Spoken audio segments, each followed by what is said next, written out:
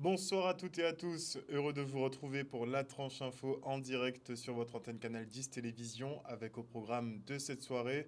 Rien n'a changé, on débutera avec Info 10, le journal local et régional qui sera suivi du Focus, une heure de débrief sur l'actualité.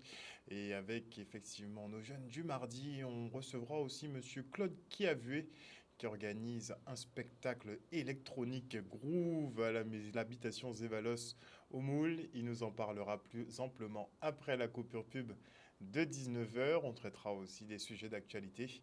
Mais pour l'instant, place au JT.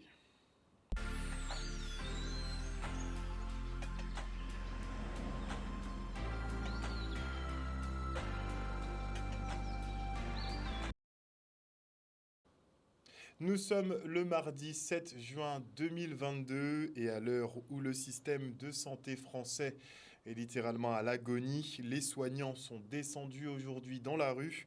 Une mobilisation nationale pour dénoncer les fermetures de services et les manques de moyens matériels et humains chroniques. Ils réclament aussi la réintégration de leurs collègues suspendus sans salaire, sans chômage depuis plus de 6 mois. L'occasion pour Emmanuel Macron d'évoquer une fois de plus la levée des sanctions pour les personnels ayant refusé la vaccination. Une sortie à la veille des législatives qui rappelle une intervention faite juste après la présidentielle. Lors d'un déplacement dans les Hautes-Pyrénées le 29 avril dernier, il parlait de la possible réintégration des soignants non vaccinés lorsque nous ne serions plus en phase aiguë de l'épidémie de Covid-19. Maintenant, visiblement, il s'agit selon lui d'attendre le feu vert du conseil scientifique et que la maladie soit endémique, ce qui est déjà le cas puisque nous vivons avec et que les chiffres sont en baisse depuis plus de 4 mois. On verra combien de temps cette affaire-là dure encore. Et à l'occasion de la Semaine nationale de l'artisanat, la Chambre des métiers met en lumière un métier vieux de plus de 2000 ans, la maréchalerie. Le centre équestre d'Anse-Bertrand a ouvert ses portes au public qui a découvert un nouveau talent d'Alex Catherine, devenu maréchal ferrant d'un jour. Le reportage. Dans le cadre de la semaine de l'artisanat national, semaine nationale de l'artisanat. Donc, nous recevons aujourd'hui Alex Catherine, qui est un artiste reconnu sur la place, qui a bien voulu se prêter au jeu pour pouvoir faire découvrir les métiers qui tournent autour du cheval et notamment, singulièrement, maréchal ferrant. Aujourd'hui, je représente un petit peu le rôle du maréchal ferrant, ce qu'il fait. Voilà. Et lui, c'est Monsieur Darius, et c'est le vrai maréchal ferrant. Je suis venu juste pour participer, pour être avec lui et être un petit peu son second, mais bon, je ne pourrais pas. Je suis même pas son bras droit. On a choisi, avec la Chambre de métier, de mettre en avant la maréchalerie et de développer cette formation sur le Nord-Grande-Terre afin d'inciter les jeunes à s'investir dans l'équitation, dans le milieu du cheval et qu'ils découvrent également tous les métiers qu'il est possible de faire autour du cheval. Donc c'est un métier novateur, c'est des métiers qui sont, qui arrivent sur le marché. Donc sachez que la Chambre de métier de l'artisanat, nous sommes à l'écoute de nos ressortissants. Et il se trouve que nous allons mettre en place très très bientôt la formation de maréchal ferrant à la Chambre de métier de l'artisanat au niveau de notre CFA. Et ce week-end de Pentecôte, les producteurs locaux, thérapeutes et amateurs de bien-être se sont donné rendez-vous au salon Serenity Island. De l'alimentation aux produits de beauté en passant par la lecture, les exposants vous donnaient les clés pour prendre soin de vous, votre corps et votre esprit. Ça fait un petit peu prêche ça. Le reportage. Le salon Serenity Island, c'est le rendez-vous avec les acteurs du bien-être. En 2017, j'avais vraiment à cœur de pouvoir réunir dans un même lieu toute une journée l'ensemble des acteurs du bien-être. Alors les acteurs du bien-être, ce n'est pas que les thérapeutes, c'est beaucoup les thérapeutes avec toutes les thérapies différentes représentées. Ça va de la médecine ayurvédique jusqu'à la médecine chinoise en passant par le frottage traditionnel guadeloupéen. Mais c'est aussi les cosmétiques naturels qui sont faits localement. C'est aussi l'alimentation végétale locale. On a des créateurs aujourd'hui, que ce soit en cosmétique ou en alimentation, qui font des choses extraordinaires avec les produits locaux. C'est aussi les initiatives citoyennes et développement durable, parce que quand on s'occupe de soi, on doit aussi s'occuper de notre belle Guadeloupe et notamment de son environnement. Donc l'objectif, c'est dans un même lieu de présenter une quarantaine d'exposants qui œuvrent tous dans ce sens. Sur le stand Zayana Guadeloupe, Donc on est un groupe de 6 partenaires qui vendons des produits cosmétiques à base d'huile de marc de café. Donc ce sont des produits 100%, en tout cas pratiquement 100% made in Guadeloupe. Donc pour valoriser les produits locaux, donc on récupère la marc de café à la Grivelière. Les exposants qui viennent directement vers moi et puis je fais beaucoup de veille sur les réseaux sociaux. J'essaie de voir les nouvelles tendances puisqu'il y a quand même un roulement. L'objectif, c'est de proposer au public aussi de rencontrer des professionnels différents chaque année. Donc je fais beaucoup de veille sur les réseaux sociaux puisqu'il y a des nouvelles personnes qui arrivent avec des nouvelles choses à proposer. Et donc voilà, en fonction de ce qui se passe, de la relation qui peut se faire, je propose à cette personne de venir pour exposer et pour être présente ici. Je trouve que c'est un très beau thème déjà, le thème du bien-être. C'est important parce que c'est l'essentiel. Dans la vie, on a besoin de se sentir bien, de se sentir épanoui. Et ici, on a tout plein d'acteurs en fait, qui œuvrent pour le bien-être à différents niveaux, que ce soit au niveau alimentaire, au niveau spirituel, au niveau des énergies, au niveau de la musique. Et on découvre plein de choses. Donc ça a vraiment pris de l'ampleur. Et c'est vrai que tout ce qui est naturel, prendre soin de soi, son mieux-être, travailler, manger local, s'intéresser aux cosmétiques artisanales, c'est devenu tendance parce qu'en fait, les gens sont en recherche de sens et d'authenticité dans leur vie. Et notamment dans notre région Caraïbe et plus spécifiquement en Guadeloupe, on a tout ce dont on a besoin et les gens sont en train de prendre conscience de tout cela. On a vraiment tout ce dont on a besoin. Et on enchaîne avec le rallye de l'environnement des élèves de SECPA du collège Joseph Pita. Et les jeunes ont beaucoup apprécié les ateliers en plein air autour de la préservation des milieux naturels. Ils visent aussi peut-être de nouveaux métiers compte tenu des activités qu'ils ont réalisées. Regardez. Alors cette journée qui est le rallye de l'environnement, c'est une journée qui permet de sensibiliser nos jeunes collégiens issus de la SECPA du collège Pita aux gestes environnementaux, aux gestes citoyens. Mais en fait, cette journée clôture en fait un grand programme, une grande action qui est l'accordé de Réussite Plus, qui permettait à nos jeunes élèves à besoins éducatifs particuliers de découvrir notre environnement, de découvrir notre patrimoine, de découvrir aussi les arts, afin de leur donner de l'ambition et d'ouvrir le champ des possibles. Ça change d'aller à l'école tous les jours, de commencer à 7h et de finir à 17h. Ça peut nous divertir et ça nous apprend des choses.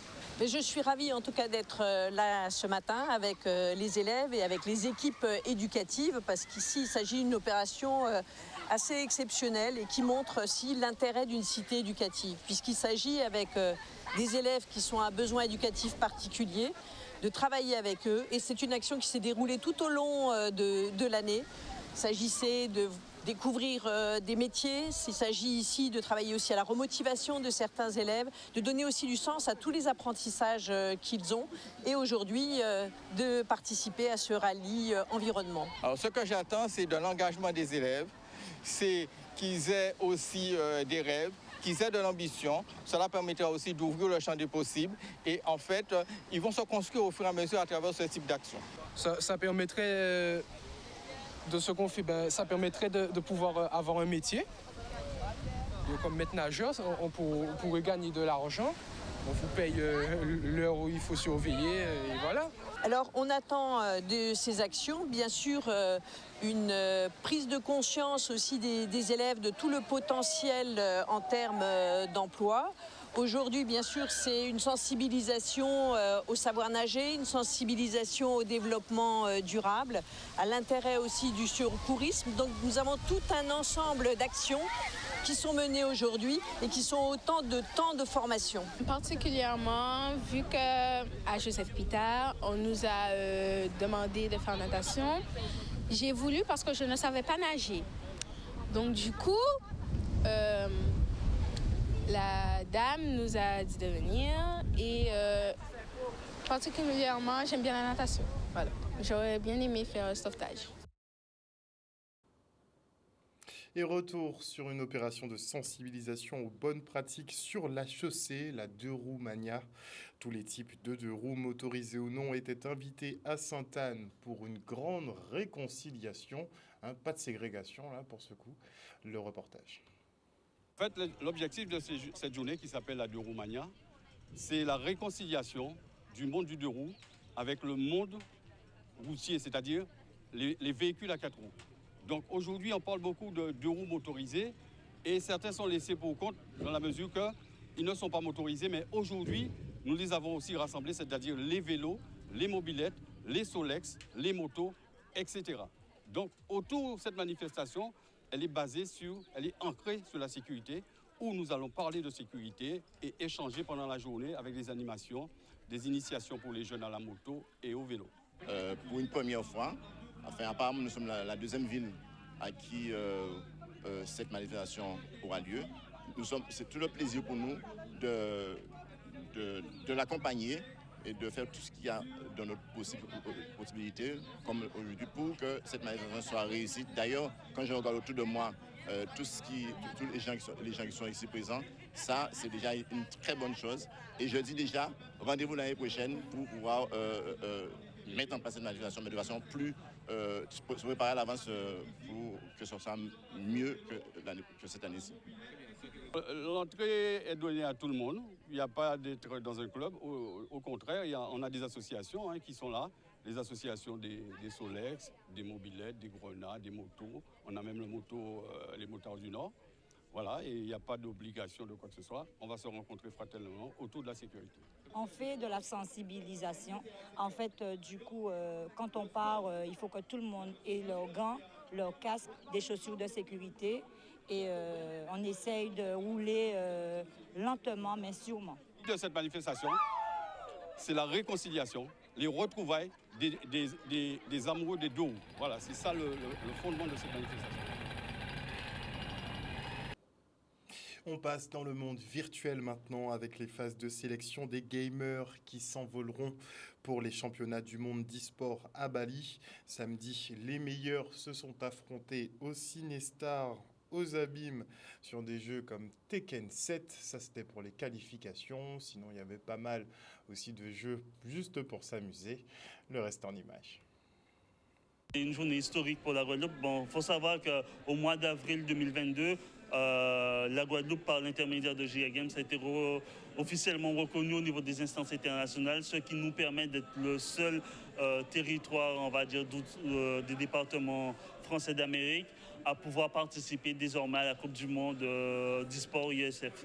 Donc, ça va commencer par décembre 2022 où le champion aujourd'hui, ou la championne à Tekken, partira représenter la Guadeloupe sur Tekken 7. Mais aussi aujourd'hui, cette journée d'aujourd'hui à Cinestar permet aux meilleurs sur eFootball, sur Just Dance également sur Tekken, d'être en sélection Guadeloupe officiellement e-sport pour se confronter aux meilleurs les 1er 2 juillet à Laura Flessel à Petit-Bourg pour les Giga Games Canuck Sport Series.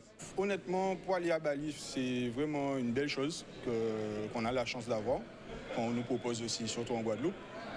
Effectivement, comme vous l'avez dit, je suis allé à Las Vegas déjà, participer au plus grand tournoi du monde. Et en fait, je pense que ça peut nous amener une très belle expérience de réussir à aller à Bali pour le moment. Et puis, ouais, et surtout aujourd'hui, il y a vraiment beaucoup de niveaux aussi. Donc, je pense que ça va être un beau tournoi aussi. Je suis ici pour participer au jeu de Tekken en tant que fille. Et là, je me prépare avec les garçons, mais je compte aller au duel avec les filles. Parce que je joue, alors pas quotidiennement, mais je joue quand même de temps en temps avec mon copain. Et du coup, pourquoi pas essayer pour gagner un voyage? Pour Bali, on a 2 opportunités. Donc aujourd'hui, directement, Giga Games sélectionnera le meilleur avec les instances internationales. Donc le champion, la championne qualifié d'office pour Bali. Après, on a un deuxième volet au mois de juillet qui va nous permettre de nous confronter aux autres d'Amérique latine, donc en Argentine. Et là, si on fait partie des meilleurs, on va décrocher encore deux autres sésames pour Bali. J'ai quand même envie de voir quel est mon niveau dans le jeu.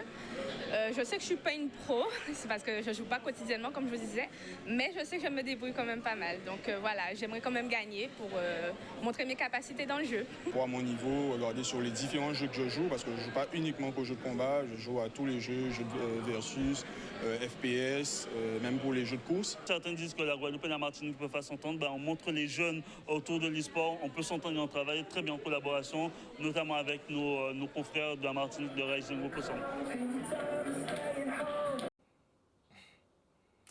Et au-delà des hommages à Mansoso ou à Vélo, la ville de Bémao célèbre la fête du Gros Cas.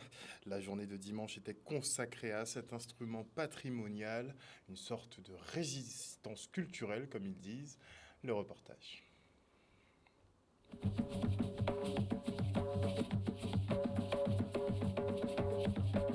Ça nous a fait son lionnage parce qu'il y a différents styles de Gros Cas. Il y a Gros Cas Indessoise, il y a Gros Cas Bastet, il y a Gros Cas Bémao, Lamentin, tout côté. Et nous avons fait un lionnage, nous toujours continuer à sonner malgré le Covid, malgré tous ces butins-là. Et nous en mode, nous toujours, voilà, en mode résistance culturelle. Toujours essayer de jouer et puis voilà, donc Pélissier fait appel à nous en deuxième fois parce que l'année passée nous jouait avait un autre nom et ça a très bien passé. Donc. Tout partout, en toute la Guadeloupe, parce que depuis bon matin à 10h du matin, quand je joue au gosier, et là on vient battre des Pélissier en force dans tous ces points-là qui sont là, ça a fait plaisir de voir qu'il y a fait hommage pour vélo, hommage pour, à part pour vélo seulement, c'est pour tout ça qui j'ai parti avant nous. C'est, comment dire, moi j'aime ça, c'est musique, c'est la vie quoi.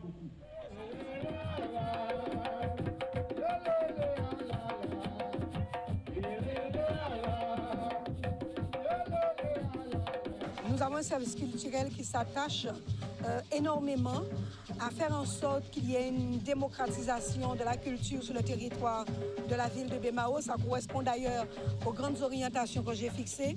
Faire en sorte aussi que le territoire soit animé et créer une certaine cohésion sociale.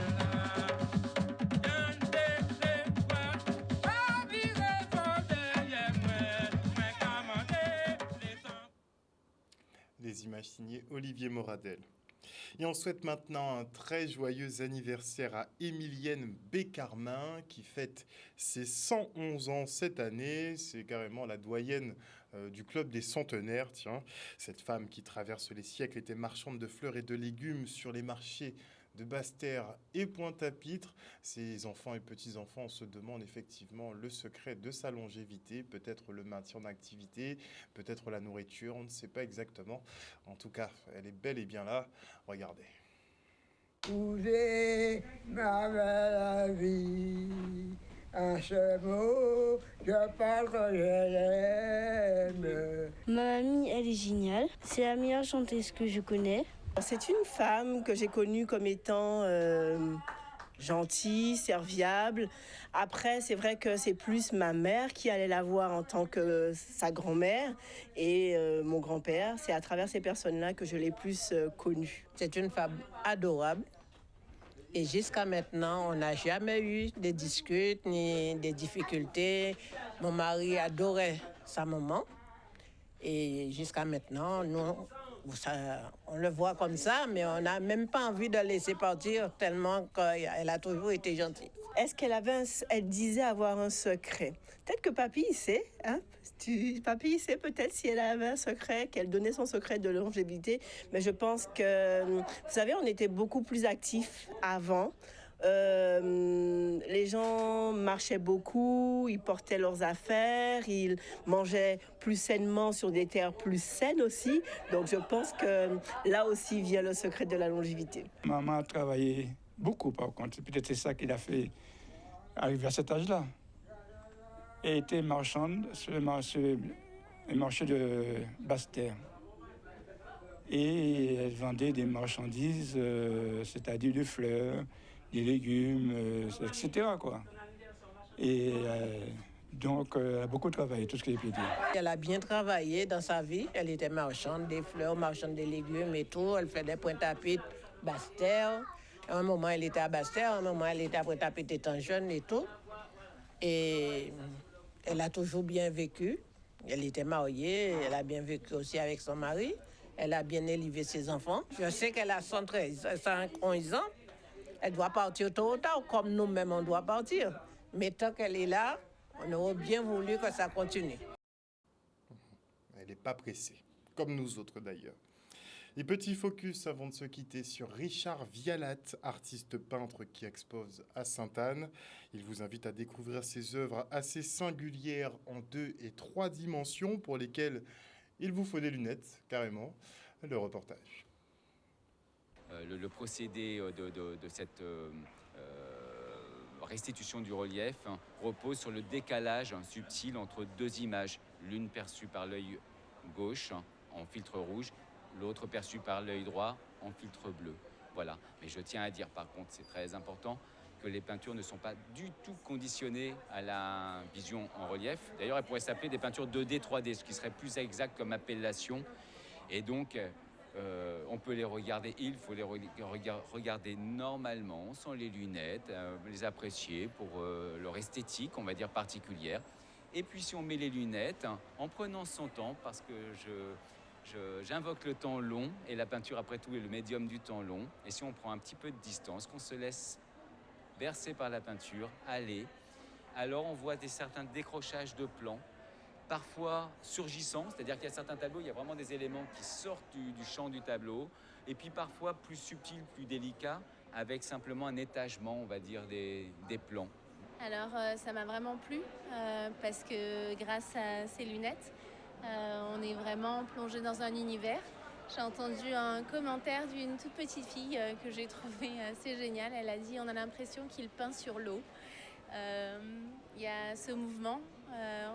On se positionne à différents angles et finalement, on a l'impression que les objets qui sont en relief bougent.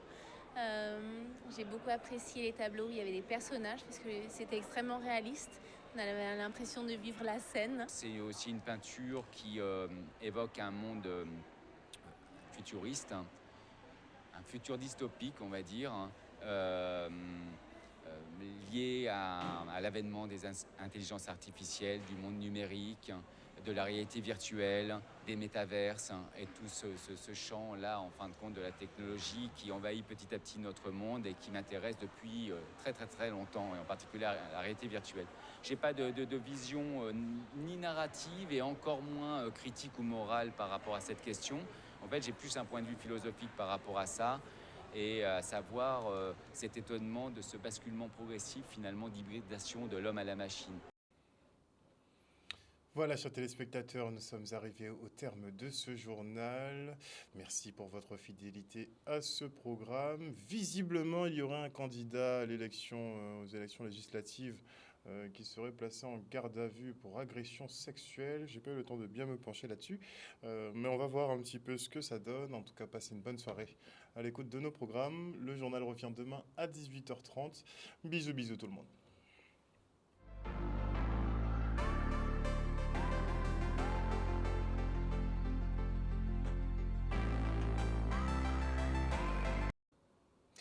À venir dans la tranche info sur Canal 10, le focus, 1 heure de débrief sur l'actu. On aura nos observateurs du mardi qui seront présents, ce sera après la coupure pub. Et avant cela, je dis bonsoir à Lydia Luce, bonsoir à Willem Cancel, à Mouton Lucide, à Ampassav Mako, à Elisa Davile, à Nadir Jamela, à Tayaniste, bisous Tayan, bonsoir à Joël Bazit, à Agnès Bolmain, bonsoir à Mouton Lucide, bonsoir à qui d'autre, à Patricia de Normandie, à Hindou Fourniture, bonsoir à Jimmy Kamagouva-Liard, j'espère que tu vas bien Jimmy. Bonsoir à Viviane Coton. Bonsoir à Wilma Blondeau, à Johanna Bon, à David Ferdinand. Bonsoir également à Marie-Hélène Borès. Bonsoir à Florence Géneste, à Rulé Bronson Style Steve. Ouais, j'ai bien prononcé aujourd'hui. Bonsoir à qui d'autre, à Marie Rutil, à Saran Camara, a priori. Bonsoir à Raphaëla Mouniman. Bonsoir à qui d'autre.